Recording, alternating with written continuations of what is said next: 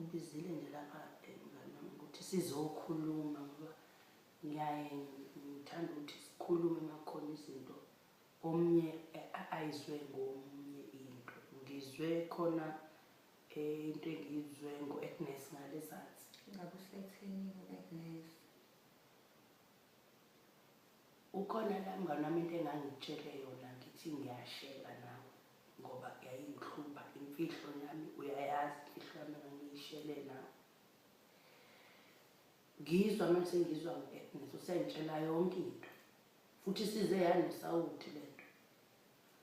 Manje bengifuna ukusho ukuthi cha angithandanga ukuthi kanti wena uzothi mangitshela izinto iy'mfihlo zami usuyitshela abanye abantu angithandanga lokho. Hayi kushuthi-ke nje mnganami awungicabangeli ngoba uyasho nawe imfihlo eyakho wena wahluleka ukuthi uyigcine uyinika mina engayona eyami fane ngiyigcine indaba yakho isinda kanje uhlulekile wena ukuthi uyigcine kodwa eyakho kodwa mina fane mina ngiyigcine wena yakuhlula Umngani kabani kanti wena? phela nawe umngani wami nami nginabangani bami and mina bengenzela wena ifavor ngoba mubheka kahle isingisi sithi a problem shared is a problem half solved. Njengoba wena wawuyishera nami wawusolve uhafu waleyo nkinga, so nami mengishera nabanye ngisiza wena ukuthi ngiyakuhafela inkinga yakho. Mina lo wangaze ngibe nuku isifuba sami nje asugcina udoti yikho ne-TB ngakaze ngibe nayo angikwazi ukugcina into ebhedayo yikho kwafana nami kube khona engimtshelayo nawe iyakusinda lento kodwa yakho angazi ukuthi ubufuna ngenze njani. Ngicela ukubuza-ke manje zonke yona lezi imfihlo namahlazo ohlala ungitshela wona nami kumele ngithola abanye abangani bami ngibatshele ngaloku kungcola ohlala ungitshela ngakho kwakho. Mina ngithe ngikutshela ngoba ngiyazi ukuthi awunabo abanye abangani. Mufuna ukuthi ubatshele abantu sungabatshela-ke sengingawuthanda kwakho kodwa nje mina uyangazi shame angikwazi ukufihla into. Ngeke inkinga yakho isinde wena mnikazi wayo bese ufuna ukuyinika mina ngisindeke wena usu-right usuyisherile ukhona oseyazi mina ngiyigcine ngedwa ayikho fair leyo nto. Ngicela ukwenzela kalula mngani ukuze mhlawumbe nami ngingaphindi ngiphuke umoya nawe ungaphindi kudinga ukuthi utshela abantu ngento zami.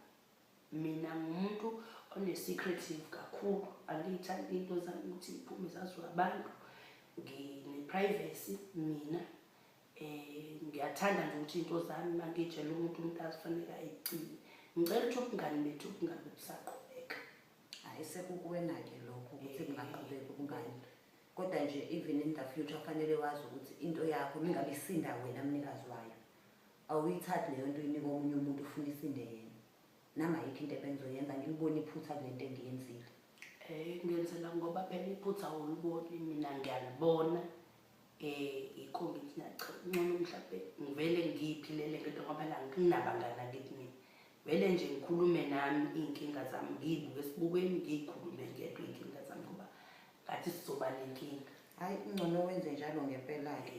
Phela cha ngibona kanjani. Kushuthi usuzoyikhuluma wedwa iy'nkinga zakho ngoba nami cha ngeke nje ngize ngiqamba amanga ngithi ngizokwazi ukuthi ngifihle iy'nto zakho wena uhluleka uyifihla kweyezakho. Sengingamane kuphelele ubungani. Kanjalo impela nje sihlukane. Uzethi wena wedwa nenkinga abantu babhala iy'nkinga zabo ngisho ko-Facebook angazi mina ngonengane uma ngitshela umuntu oyedwa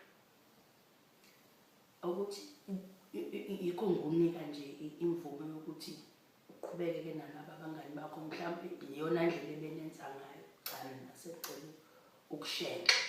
Hayi kulungile-ke sesihlukene-ke sesiwo-ex-friends. Hayi cha lokho nami ngiyakujabulela lokho.